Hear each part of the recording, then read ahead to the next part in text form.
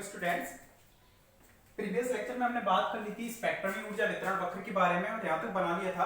इससे आगे इसमें लैंग्वेज लिखे हैं जिसमें दो नियम थे। एक तो बीन का विकर्ण नियम जो कि लघु तरंग दैर्ध्यों के लिए था और एक था दीर्घ तरंग दैर्ध्यों के लिए रेले जीन्स का नियम। और ये दोनों मिलकर ही इस पूर्ण रूपेण वक्र को समझाने में सफल हुए थे। कोई एक ही नियम के द्वारा इस पूरे के पूरे वक्र को पूर्ण रूपेण वक्र को समझाया नहीं जा सकता। तो इसलिए आगे आती है इसमें मैक्स प्लैंक की थ्योरी, जिसने किसका यूज किया था यहाँ पर, क्वांटम फिजिक्स का। ठीक है, उसे भी आगे पढ़ना है। पहले इसके बारे में लिखें आगे। स्पेक्ट्रमी ऊर्जा वितरण वक्र से स्पष्ट है कि वक्र बना दिया था, उसके बाद लिखना है स्पेक्ट्रमी ऊर्जा वितरण वक्र से स्पष्ट है कि फर्स्ट पॉइंट, किसी नियत ताप T पर, किसी नियत ताप कैपिटल T पर प्रारंभ में तरंग दैर्ध्य के मान में वृद्धि होने से, किसी नियत ताप कैपिटल T पर प्रारंभ में तरंग दैर्ध्य के मान में वृद्धि होने से स्पेक्ट्रमी ऊर्जा के मान में वृद्धि होती है। स्पेक्ट्रमी ऊर्जा के मान में वृद्धि होती है।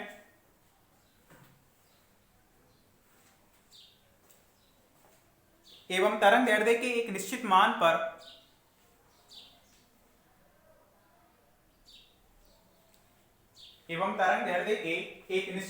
पर स्पेक्ट्रमी ऊर्जा का मान अधिकतम प्राप्त होता है।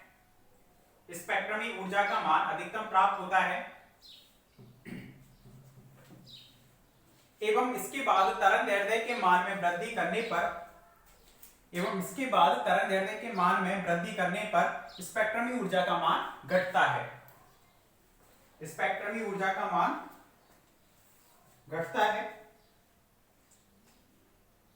सेकंड पॉइंट लिखना, किसी नियत तरंग दैर्ध्य पर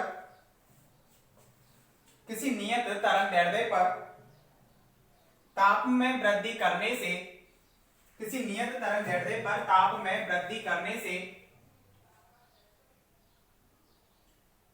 स्पेक्ट्रमी ऊर्जा के मान में वृद्धि हो जाती है।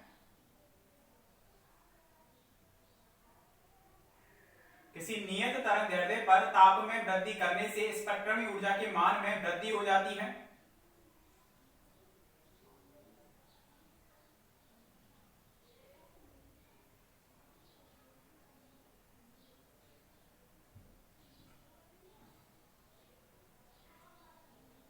थर्ड पॉइंट, नियत ताप पर लैम्ब्डा के जिस मान के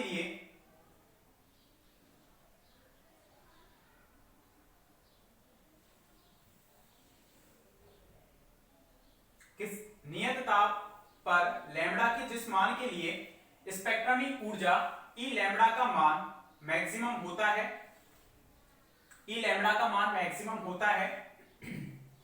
लैम्ब्डा के उस मान को लैम्ब्डा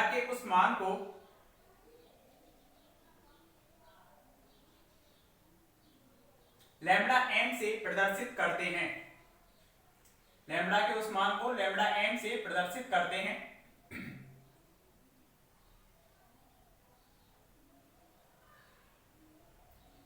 फोर्थ पॉइंट लिखना है इसके बाद, ताप का मान बढ़ने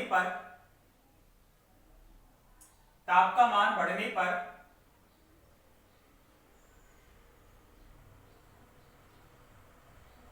लैम्ब्डा एम के मान में कमी आती है।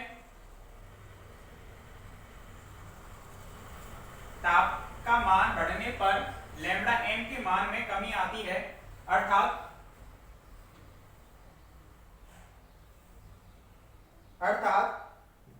लघु तरंग दैर्ध्यों की ओर विस्थापित होता है। और इसमें लिख देना आगे कि अर्थात lambda M proportional to 1/t, और लैम्ब्डा एम प्रोपोर्शनल को हटाएंगे तो एक कांस्टेंट आएगा b/t, तो lambda M into T equal to कितना हो जाएगा, b हो जाएगा। Lambda M into T equal to b,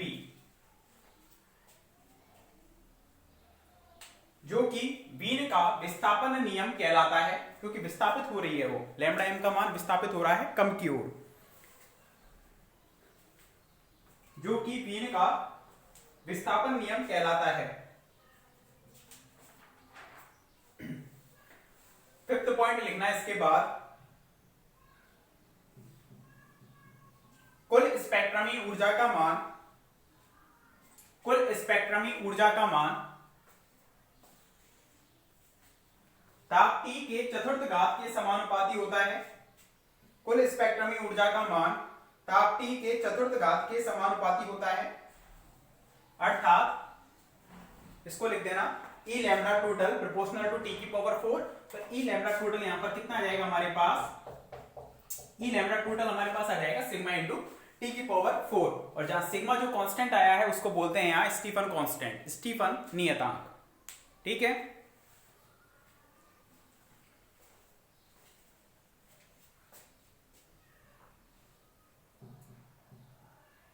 और जो ये नियम है इसके साइड से लिख देना, ये कौन सा नियम है, स्टीफन का नियम।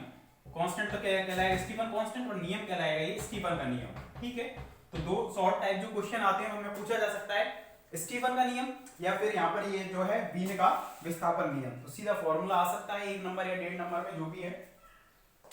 इसके बाद 6 पॉइंट लिखना, लैम्बडा तथा लैम्बडा प्लस डी लैम्बडा तरंगदैर्ध्यों के लिए, लैम्बडा तथा लैम्बडा प्लस डी लैम्बडा तरंगदैर्ध्यों के लिए कृष्णिका से उत्सर्जित विकिरण की ऊर्जा, कृष्णिका से उत्सर्जित विकिरण की ऊर्जा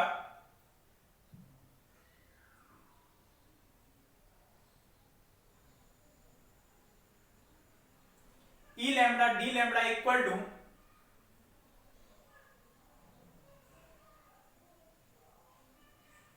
e lambda D lambda equal to a upon lambda की पावर 5 e की पावर में माइनस के b अपॉन के टी डी लैम्बडा। इस तरह से इस फॉर्मूले को लिख देना, होती है तरंगदैर्ध्यों के लिए कृष्णिका से उत्सर्जित विकिरण की ऊर्जा e lambda D lambda equal to a upon lambda की पावर 5 e की पावर माइनस के b अपॉन के टी होती है, जहां a तथा b नियतांक हैं, जहां a तथा b नियतांक हैं।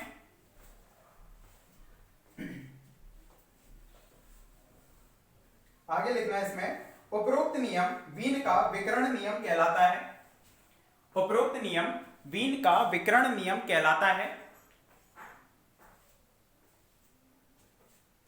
जो कि केवल लघु तरंगदैर्ध्यों के लिए ही लागू होता है, जो कि केवल लघु तरंगदैर्ध्यों के लिए ही लागू होता है।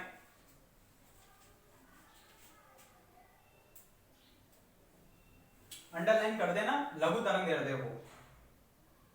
इसके बाद 7 पॉइंट डालो,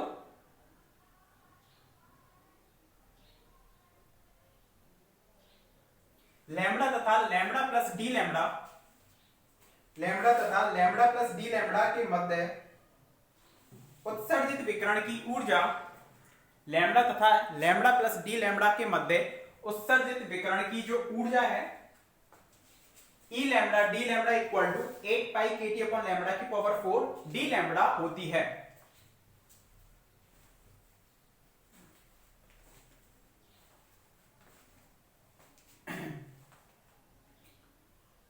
डी लैम्बडा होती है, और इसमें आगे लिखना, उपरोक्त नियम दीर्घ तरंगदैर्ध्यों के लिए ही लागू होता है, जिसे रेले जीन्स का नियम कहते हैं। उपरोक्त नियम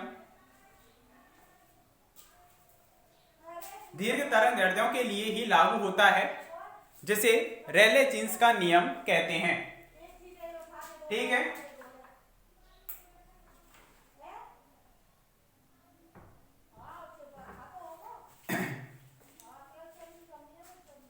इसके बाद नेक्स्ट क्वेश्चन है, उसको लिखना, क्वेश्चन लिखना, चिटसम्मत सांख्यिकी की असफलता, चिटसम्मत सांख्यिकी की असफलता तथा क्वांटम सांख्यिकी के मौलिक अभिग्रह, क्वांटम सांख्यिकी के मौलिक अभिग्रह, मौलिक अभिग्रह, अभिग्रह का मतलब अवधारणा, ब्रैकेट में लिख देना अवधारणा। क्वांटम सांख्यिकी के या क्वांटम यांत्रिकी के मौलिक अभिग्रह अवधारणा को लिखिए।